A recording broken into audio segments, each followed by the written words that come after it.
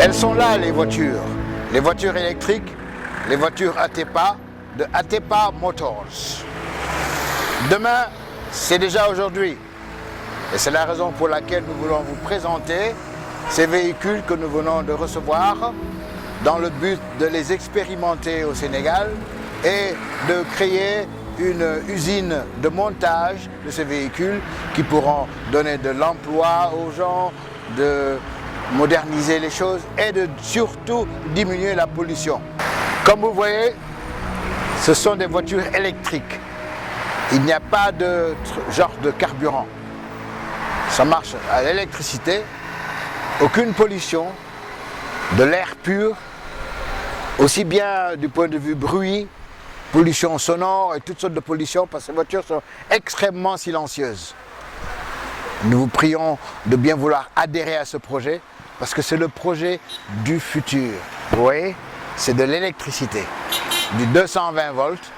Alors, quant au fonctionnement de ces véhicules, mon collègue va vous faire la présentation générale technique, en vous parlant de la manière dont ça se charge, en vous parlant de la vitesse, et parce qu'il est le seul à conduire ces véhicules-là, donc il a eu la main directe là-dessus. Je me présente, c'est Jules Diatta, je suis pratiquement le testeur de ces voitures-là. Donc ça fait 2 mois que je les utilise et pour voir exactement comment ça fonctionne et pouvoir donner quand même des directives et des recommandations sur ces voitures électriques. Voilà, donc c'est 100% électrique, elle marche avec du 220 volts. C'est alimenté par du courant domestique, le courant qu'on a chez nous, le courant de la maison. Vous soulevez cette couverture et vous branchez le fil directement et vous voyez le clignotant, le témoin lumineux s'allume et ça clignote au rouge. Quand il est au rouge, ça veut dire que la batterie était déchargée. Là, il est au rouge. Elle est en train de charger. Quand elle est pleine, vous allez avoir le clignotant, le témoin lumineux vert s'allumer qui indique que la charge est complétée. Là, vous pouvez tout simplement débrancher ou enlever le fil pour pouvoir dire que la voiture est chargée. Ce côté-là, je vais vous montrer maintenant le côté de la batterie. Nous avons 3 batteries qui sont des EV150T. Ça, c'est les batteries qui sont interconnectées avec la batterie centrale ici. Vous voyez la petite batterie noire centrale ici, qui est le IP MC3336.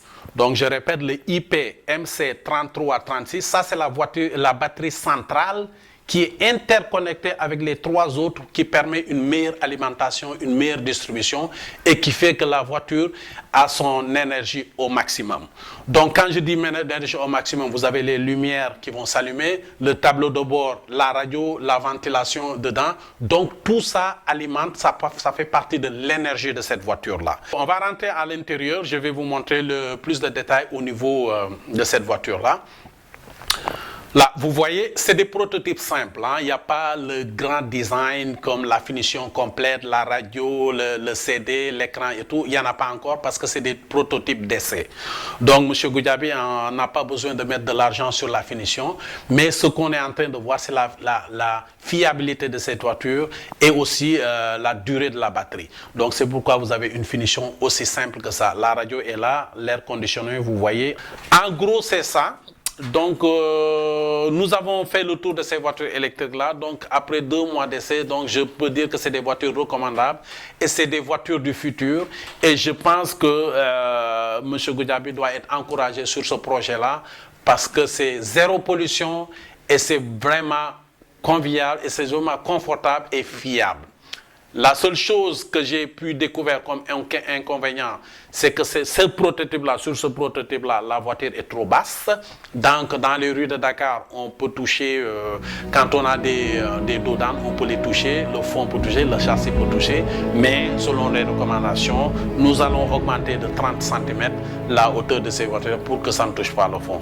Voilà en gros ce qu'on pouvait dire sur ces prototypes de voitures électriques et je vous remercie.